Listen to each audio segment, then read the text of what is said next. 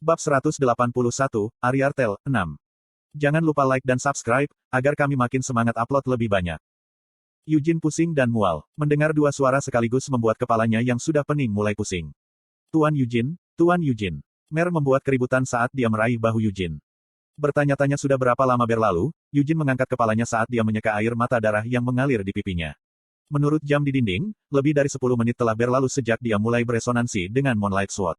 Eugene merasa seperti telah menyaksikan kegelapan yang diproyeksikan di dalam kepalanya untuk waktu yang sangat lama, tetapi hanya 10 menit telah berlalu. Berapa lama kamu akan terus mengguncangku? Tanya Eugene sambil mengerang. Apakah kamu yakin kamu baik-baik saja? Suara Mer serak. Saya baik-baik saja. Iya, saya pikir saya baik-baik saja, jawab Eugene dan turun dari tempat tidur. Namun, kakinya menyerah sesaat dan dia hampir pingsan, membuat Mer terlihat seperti akan mulai menangis. Dia turun dari tempat tidur dan berusaha sekuat tenaga untuk membantu Eugene, meskipun dia jauh lebih besar darinya. Itulah mengapa aku memperingatkanmu. Tempes berteriak di dalam kepala Eugene. Ini bukan pertama kalinya aku mengabaikan peringatan dan menyerahkan pantatku kepadaku, kan? Eugene mengangkat bahu. Hamel, Tempes menggertakkan giginya. Baiklah, baiklah, aku minta maaf. Saya seharusnya lebih berhati-hati dan memeriksa sebelumnya. Eugene mengangkat tangannya. Pertama, dia melihat Akasha, karena dia khawatir mantra drakonik telah rusak karena insiden barusan, tapi untungnya Akasha masih utuh, seperti halnya Moonlight Sword. Pedang tanpa pisau itu masih memancarkan cahaya bulan yang pucat. Iya, pedang itu memancarkan cahaya keluar, tapi itu memproyeksikan kegelapan pekat di kepala Eugene. Malam setelah matahari terbenam, bayangan, tinta. Eugene dapat memikirkan banyak hal gelap, tetapi kegelapan yang baru saja dilihatnya adalah yang paling gelap dan paling tidak menyenangkan dari semuanya. Ada juga suara rantai besi yang berderak dan sepasang mata merah yang terbuka di tengah kegelapan, mata milik Raja Iblis Penahanan, yang tidak pernah bisa dilupakan Eugene, meskipun dia hanya pernah bertemu Raja Iblis satu kali. Kenapa dia? Eugene bertanya-tanya. Jangan lihat. Kata-kata yang baru saja dibisikkan Raja Iblis Penahanan mengalir di kepala Eugene. Apakah Raja Iblis terkait dengan pedang cahaya bulan? Tidak, kemunculannya dalam penglihatan Eugene adalah karena campur tangan Raja Iblis sendiri, itu tidak ada hubungannya dengan mantra deteksi baru Akasha. Ketika Raja Iblis menyuruhnya untuk tidak melihat, apakah dia berbicara tentang kegelapan? Mengapa? Jadi, penahanan Raja Iblis pasti berhubungan dengan hilangnya Vermont. Eugene mengangguk. Dia tidak punya niat untuk terkejut atau marah sekarang. Meskipun Sienna mendapatkan lubang di dadanya dan hampir mati karena bajingan itu, dia telah memberitahu Eugene bahwa Vermont memiliki alasannya sendiri sebagai mantan rekan dan temannya. Sumpah itu sendiri adalah bukti bahwa Vermont dan Raja Iblis Penahanan telah melakukan sesuatu bersama. Raja Iblis Penahanan bisa membunuh semua orang yang datang sebelum dia, tidak, Raja Iblis bisa saja menghancurkan benua. Satu-satunya alasan mengapa perang terjadi alih-alih pembantaian sepihak 300 tahun yang lalu adalah karena Raja Iblis Penahanan dan Raja Iblis lainnya tidak meninggalkan Helmut. Meskipun mereka mengendalikan binatang iblis, orang iblis, dan penyihir gelap, Raja Iblis tidak pernah meninggalkan Helmut. Jika Raja Iblis sendiri yang bertempur dalam perang, atau bahkan jika dua Raja Iblis bergabung. Mustahil bagi kelompok pahlawan untuk membunuh satu Raja Iblis, apalagi 3. Petik 1. Apakah Raja Iblis Penahanan menahan Vermont sebagai tawanan? Eugene bertanya-tanya. Ini bukan pertama kalinya Eugene memikirkan hal ini. Faktanya, dia telah memikirkan Vermont berkali-kali. Mengapa dia mengambil begitu banyak istri dan memiliki begitu banyak anak? Kenapa dia hampir membunuh Sienna, menandatangani perjanjian damai dengan Raja Iblis, dan membuat Hamel bereinkarnasi? Vermont yang diingat Eugene tidak benar-benar mengungkapkan apa yang ada di pikirannya. Eugene merasakan ini ketika dia pertama kali bertemu Vermont di kehidupan sebelumnya, dia benar-benar tidak tahu apa yang dipikirkan Vermont. Dan apa yang ingin kau lakukan di Helmut? Kita akan membunuh Raja Iblis. Vermont mengatakan demikian. Pertama, kita akan membunuh Raja Iblis Pembantaian. Kemudian kita akan membunuh Raja Iblis Kekejaman, dan setelah itu kita akan membunuh Raja Iblis Kemarahan. Setelah kita membunuh Raja Iblis Penahanan, yang tersisa hanyalah membunuh Raja Iblis Penghancur. Vermont mengulurkan tangannya saat dia berbicara, dan Hamel tidak pernah berpikir bahwa Vermont berbohong. Itu tidak hanya berlaku untuk Hamel, apakah Sienna, Anise, atau Molon, semua orang percaya tekad Vermont dan memiliki tekad yang sama dengannya. Negara mereka, jenis kelamin mereka, latar belakang mereka, dan kemampuan mereka semuanya berbeda, tetapi mereka semua memiliki sisi yang berbeda. Daripada mengikuti petunjuk seseorang, mereka semua akan bekerja sendiri atau menjadi pemimpin sendiri. Satu-satunya alasan mengapa kelima orang ini dapat membentuk grup adalah karena mereka memiliki Vermont sebagai pemimpin mereka. Karena Vermont telah mengatakan bahwa mereka akan membunuh Raja Iblis, kelimanya mengembara Helmut tanpa meragukannya sedikit pun saat mereka membunuh Raja Iblis Pembantaian, Raja Iblis Kekejaman, dan Raja Iblis Kemarahan. Petik 1. Tapi kamu menandatangani perjanjian itu karena kamu harus melakukannya, pikir Eugene ketika dia melihat bayangannya di cermin. Dia berhenti meneteskan air mata darah, tetapi masih ada bekas darah di pipinya. Aku hanya tidak ingin membiarkanmu mendahuluiku, Hamel. Apakah kamu puas dengan kematianmu? Jika Anda benar-benar, maka Anda bajingan. Apa yang memberi Anda hak untuk pergi dan membuat diri Anda terbunuh karena kepuasan diri? Kami tidak bisa begitu saja menerima kematianmu, dan kami tidak ingin membiarkan jiwamu pergi ke tempat peristirahatan terakhirnya di depan kami. Tapi Hamel, kamu seharusnya tidak menyalahkan Vermont. Eugene memikirkan Sienna. Hamel. Mengapa Vermont harus meninggalkan rekan-rekannya? Dia tidak ingin kamu mati. Dia juga tidak ingin melihat Sienna, Anise, atau Molon mati juga. Itu sebabnya, ketika semua orang dikalahkan, Vermont menahan diri untuk tidak memberikan serangan mematikan dengan Moonlight Sword. Pada saat itu, Raja Iblis Penahanan masih bisa membunuh semua orang kecuali Vermont. Namun, itu tidak terjadi, karena Raja Iblis Penahanan malah dipaksa untuk membuat janji dengan Vermont. Janji itu tidak dibuat demi dunia. Itu untuk menyelamatkan rekan-rekan yang telah tinggal bersamanya sampai saat terakhir, dan untuk merebut kembali jiwamu, yang seharusnya telah dimusnahkan. Eugene memikirkan Tempest. Terima kasih. Terima kasih semuanya, telah ikut denganku tanpa mati. Eugene memikirkan Vermont, yang telah mengeluarkan pedang suci dari mayat Raja Iblis dengan punggung membelakangi cahaya fajar. Aku lebih memilih. Sambil menghela nafas panjang, Eugene menyeka noda di pipinya. Aku lebih suka hipotesis tentang bagaimana Vermont membuat janji yang tidak bisa dia hindari, mengatur reinkarnasiku, dan ditangkap hidup-hidup oleh Raja Iblis Penahanan. Tempest tetap diam. Saya tahu betapa absurd dan konyolnya pikiran saya. Raja Iblis bukanlah orang idiot, jadi mengapa dia hanya menyandera Vermont, bukan membunuhnya? Dan mengapa dia membiarkanku, seseorang yang bereinkarnasi untuk membunuh Raja Iblis, hidup? Eugene menggosok matanya. Kurung siku buka. Raja Iblis membuat janji.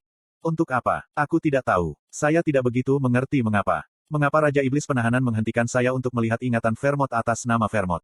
Aku tidak tahu. Eugene menutupi wajahnya dengan tangannya. Apa yang akan terjadi jika Eugene terus menatap kegelapan?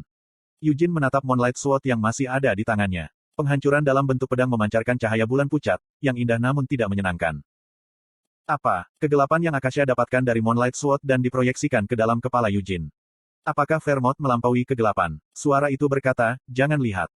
Seolah-olah, Eugene menggigit bibirnya. Karena campur tangan Raja Iblis Penahanan, Eugene bisa berhenti menatap kegelapan. Jika Raja Iblis tidak ikut campur, berapa lama Eugene akan menatap kegelapan? Tidak, apakah dia akan melihatnya? Sial, gumam Eugene. Ketika Eugene bertemu Amelia Merwin di penjara bawah tanah gurun, dia tidak mampu mengalahkannya. Dia tahu bahwa dia tidak akan bisa melarikan diri dari Amelia di penjara bawah tanah gurun yang dalam bahkan jika dia menggunakan Ignition dan Moonlight Sword. Namun, Raja Iblis Penahanan juga ikut campur pada saat itu, dia telah turun dan membuat Amelia Merwin mundur. Tidak ada yang lebih dari itu. Tidak ada yang terjadi di sini, pikir Eugene ketika dia kembali ke tempat tidurnya, menggigit bibirnya. Ketika dia ambruk di tempat tidur, dia bisa merasakan Mer, yang duduk di sudut, diam-diam mendekat. Menempatkan handuk kukus di atas pipi Eugene, Mer dengan hati-hati menyeka noda darah yang samar dan gumpalan darah di sudut matanya. Setelah itu, angin hangat Tempest mengeringkan wajah basah Eugene. Tanpa berbicara lebih jauh dengan Eugene, mereka diam-diam tinggal di samping Eugene. Terima kasih, Eugene diam-diam berbicara. Petik 2. Bagaimana kalau kita tidur bersama hari ini? Aku akan memegang tanganmu, Mer menawarkan. Lagi pula kamu tidak bisa tidur, kata Eugene. Tapi aku bisa tetap di sisimu sampai kamu bangun. Mer mengangkat bahu. Bukankah kamu hanya takut untuk tinggal di jubah sendirian? Eugene samar-samar menyeringai. Tidak mungkin, aku tidak takut pada apapun. Yah, tidak apa-apa. Aku takut sesuatu terjadi pada orang-orang yang baik padaku, seperti Lady Sienna, kamu, dan Lady Ancilla. Mer bergumam pelan sambil menyelipkan Eugene dan merangkak ke selimut untuk berbaring di sampingnya sebagai jika itu adalah hal yang paling alami. Jadi jangan marah atau sedih, Sir Eugene. Jangan melakukan sesuatu yang berbahaya terlalu banyak atau terluka. Tetap sehat sampai Lady Sienna kembali. Aku baik-baik saja, Eugene meyakinkan Mer. Kamu berbohong. Aku melihatmu meneteskan air mata darah dan merasakan bagian dari emosimu. Mer cemberut, mengingat rasa sakit, keputusasaan, kesepian, dan kemarahan Eugene yang dia rasakan. Mer tidak tahu apa yang akan terjadi pada Eugene jika dia harus menanggung beban semua emosi ini pada saat yang sama, jadi dia tidak bisa meninggalkannya sendirian. Aku bisa menyanyikan lagu pengantar tidur untukmu. Pergilah, Tempest, geram Eugene. Dia yakin bahwa dia akan mengalami mimpi buruk yang mengerikan jika dia mendengarkan lagu pengantar tidur yang dinyanyikan dengan suara serak Tempest. Hamel, kata Anise. Eugene tidak yakin kapan ini terjadi. Bagaimana dia bisa tahu dengan pasti? Meskipun dia telah bertarung lebih sering bahkan sebelum dia sampai di Helmut, begitu kelompoknya telah mencapai negara Raja Iblis, perkelahian lebih sering terjadi daripada makan. Musuh tidak peduli jam berapa sekarang dan menggunakan metode apapun yang bisa mereka pikirkan untuk menyerang kelompok pahlawan. Konten iklan. Waktu di neraka yang mengerikan dengan cepat membuat parti pahlawan menjadi lebih kuat, tetapi pertarungan parti tidak menjadi lebih mudah.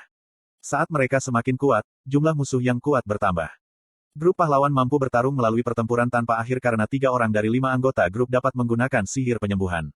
Namun, mantra penyembuhan yang digunakan ketiganya berbeda satu sama lain. Meskipun sihir penyembuhan Vermont sangat efektif pada dirinya sendiri, dia tidak bisa menyembuhkan orang lain.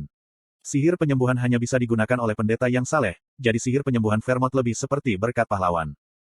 Sienna juga tidak bisa menggunakan sihir suci yang sebenarnya, tapi dia tahu cara menggunakan sihir penyembuhan elf, tumbuh di desa elf sejak dia masih bayi.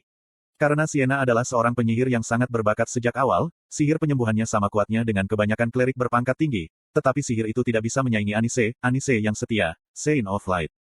Apakah kamu baik-baik saja? Hamel bertanya. Sihir penyembuhan yang dilemparkan oleh Anise Sliwut terlalu luar biasa untuk disebut mantra sihir belaka. Tidak, sihirnya benar-benar keajaiban. Ketika Anise menghubungkan kembali anggota tubuh yang diamputasi ke pemiliknya, dia tidak hanya menghubungkan dagingnya, tetapi dia menghubungkan semuanya, dari tulang dan otot hingga saraf dan pembuluh darah. Oleh karena itu, siapapun yang dirawat dengan sihir Anise tidak menderita efek samping, dan mereka juga tidak harus menjalani rehabilitasi. Ketika Adas Manis mengucapkan mantra penyembuhannya, orang lumpuh berjalan, penderita kusta menjadi bersih, dan orang buta dapat melihat kembali. Bahkan jika setiap tulang di tubuh seseorang hancur, ususnya robek, atau jantungnya pecah, keajaiban Anise menyembuhkan luka dalam sekejap. Dia benar-benar bisa memperbaiki apa saja, kecuali orang itu sehat dan benar-benar mati. Satu-satunya orang yang gagal dia bantu adalah orang mati. Dan Hamel, yang jiwanya menghilang karena kutukan Lik, Belial. Aku tidak baik-baik saja, jawab Anise. Eugene tidak yakin di medan perang mana Anise mengatakan itu. Apakah setelah mereka membunuh Raja Iblis pembantaian? Apakah setelah mereka membunuh Raja Iblis kekejaman atau Raja Iblis kemarahan? Kapan mereka bertarung melawan Kamash dan para raksasa? Sementara mereka menghindari pengeboman Raizakia. Saat mereka bertarung melawan vampir yang ingin bunuh diri, pasukan iblis yang dipimpin oleh In-Charge Rations Blade. Dia tidak tahu, karena dia telah berperang terlalu banyak 300 tahun yang lalu. Faktanya, dia bisa menghitung dengan jarinya berapa kali dia mengakhiri pertarungan tanpa luka. Hamel selalu sibuk merawat lukanya setelah pertempuran, tidak, dia bahkan merawat lukanya selama pertempuran. Orang-orang telah mati setiap hari di medan perang 300 tahun yang lalu, jadi tentu saja, banyak juga yang terluka. Banyak orang yang telah kehilangan seseorang karena monster, binatang iblis, atau orang iblis telah berjuang di medan perang itu karena kebencian dan keinginan untuk membalas dendam daripada keyakinan mewah apapun tentang menyelamatkan dunia. Orang-orang itu sangat lemah, namun mereka pergi dari medan perang ke medan perang untuk mendinginkan amarah mereka dan membalas dendam. Meskipun mereka ingin memberikan segalanya untuk mencapai tujuan tersebut di medan perang, mereka secara tidak sadar tahu bahwa mereka tidak akan pernah bisa melakukannya, jadi mereka hanya berharap mereka bisa mati dalam pertempuran.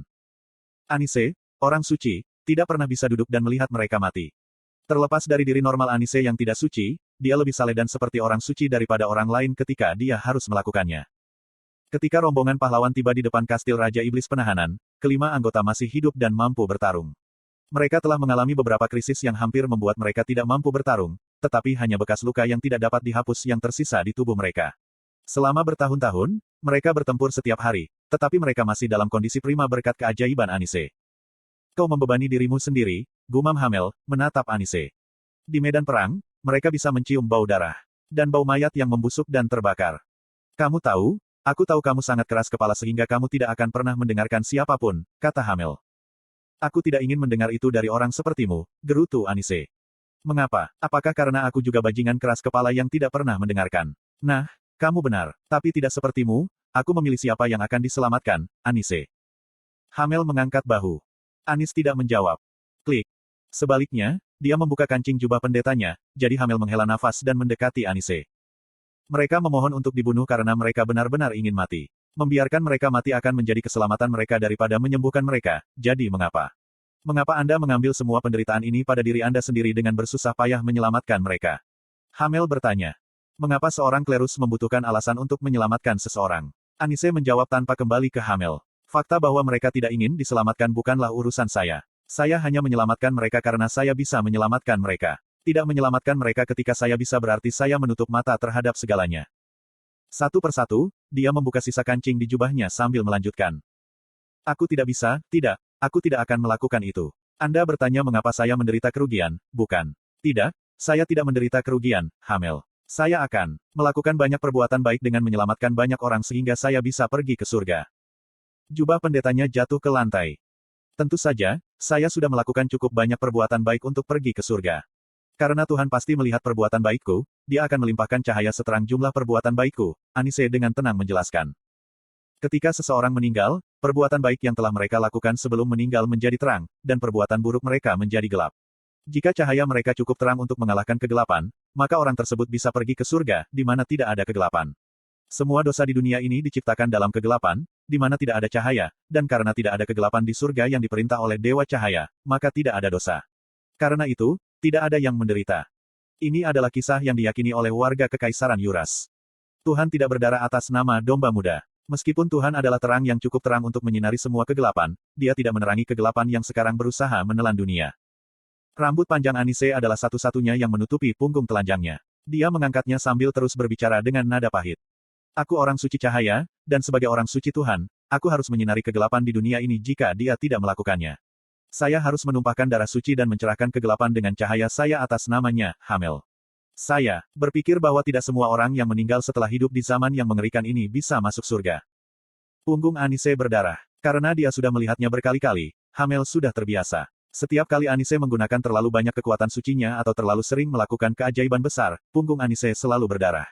Setiap kali itu terjadi, dia menelepon Hamel, tetapi dia yakin dia tidak berencana melakukan itu pada awalnya. Dahulu kala, ketika Vermont, Sienna, dan Molon pergi untuk menjaga sisa-sisa pasukan iblis di dekatnya setelah mereka menyelesaikan pertempuran, tetapi Hamel dan Anise tetap tinggal karena dia telah terlalu terluka dan dia terlalu lelah. Alih-alih meminta Anise yang sudah lelah untuk menggunakan sihir penyembuhan padanya, Hamel mencoba memberikan pertolongan pertama pada dirinya sendiri, tetapi ketika dia merawat lukanya, Anise pingsan. Aku akan menjadi cahaya paling terang kedua, di samping dewa yang aku layani. Adas manis menyerahkan handuk basah kepada Hamel. Memegang handuk basah, Hamel dengan hati-hati menyeka punggung Anise yang berdarah. Jadi aku juga akan menerangi kegelapan orang-orang yang tidak bisa pergi ke surga. Tidak semua orang yang telah meninggal pada generasi ini dapat masuk surga, tetapi saya akan membimbing sebanyak mungkin orang ke sana. Ketika Hamel menyeka darahnya, luka-lukanya terungkap, bukan luka, tetapi tulisan ilahi terukir di seluruh punggungnya. Setiap kali Anise melakukan keajaiban besar, tulisan ilahi menggali lebih dalam ke kulitnya, membuatnya berdarah. Dengan demikian, tulisan itu tumbuh lebih besar sedikit demi sedikit. Pertama kali Hamel melihat punggung Anise, huruf dewa hanya diukir di dekat bahunya, tetapi setiap kali dia melakukan keajaiban, tulisan dewa menjadi lebih panjang dan lebar. Tulisan ilahi yang bisa dilihat Hamel sekarang sudah mencapai pinggangnya. Sangat menarik bagaimana kamu tidak bisa menyembuhkan punggungmu sendiri ketika kamu bisa menggunakan segala macam keajaiban. Itu stigmata saya, yang dengan sendirinya merupakan keajaiban, jadi bukankah tidak masuk akal untuk memperlakukan keajaiban dengan keajaiban lain?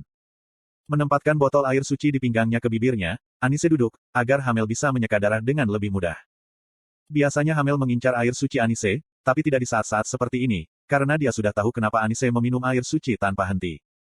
Katakan padaku jika itu menyakitkan. Tidak.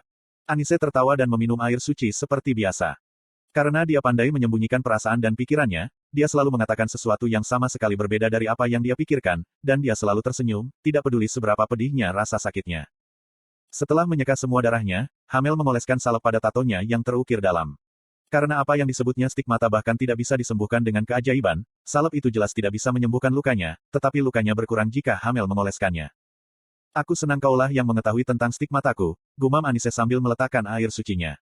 Saya tidak ingin menunjukkan ini kepada Vermont, dan Molon. Akan mulai bertarung secara pasif, menyerahkan kekuatannya. Adapun Sienna, dia secara fisik menahanku untuk menghentikanku melakukan sesuatu yang berbahaya. Bagaimana dengan saya? Anda mencoba untuk memahami saya. Anis terkekeh. Meskipun kamu mengatakan, jangan melakukan sesuatu yang berbahaya, kamu mengerti mengapa aku keras kepala, jadi kamu tidak menghentikanku. Anda tahu bahwa semakin keras Anda bertarung, semakin saya berdarah, tetapi Anda selalu bertarung dengan cara yang sama. Itu akan lebih baik untukmu. Ketika Hamel selesai menyeka darah dan mengoleskan salep, dia membalut luka Anise dengan perban. Kau tidak akan mendengarkan apapun yang akan kukatakan, tapi pertarungan akan menjadi lebih lama jika aku bertarung secara pasif. Kemudian, menyelesaikan pertempuran dengan cepat akan mengurangi kerusakan secara keseluruhan, meskipun berbahaya. Dan kamu ahli dalam merawat luka. Anda membungkus perban dengan sangat baik, jadi saya tidak merasa tidak nyaman, dan Anda tidak merasakan nafsu fisik ketika melihat punggung telanjang saya. Hamel mengerutkan kening.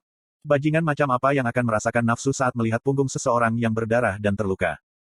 Aku menghargai bagaimana kamu menganggap sesama kawan seperti kawan daripada seorang wanita, tapi mengapa kamu tidak memikirkan hal-hal lain untuk perubahan? Anis terkekeh. Tentang apa? Yah, kau tahu, bagaimana aku bisa mengalami pendarahan yang menyakitkan karenamu. Nada suara Anise menyenangkan. Sudah kubilang lebih baik bertarung secara agresif daripada pasif. Anise tertawa terbahak-bahak mendengar ucapan Hamel. Bukankah kita punya Molon untuk itu? Hamel, jumlah darah yang kutumpahkan akan berkurang setengahnya jika kamu dan Molon tidak terlalu terluka. Tidak bisa berkata apa-apa, Hamel baru saja selesai membalut perbannya. Saya akan mencoba. Mengingat percakapan ini sejak lama sekali, Eugene memikirkan Anise, yang terakhir kali dilihatnya dengan 8 pasang sayap. Petik 2. Ada lebih sedikit sayap. Eugene mengamati patung Dewa Anise di Eurasia, ibu kota kerajaan suci. Patung yang hanya memiliki 1 pasang sayap.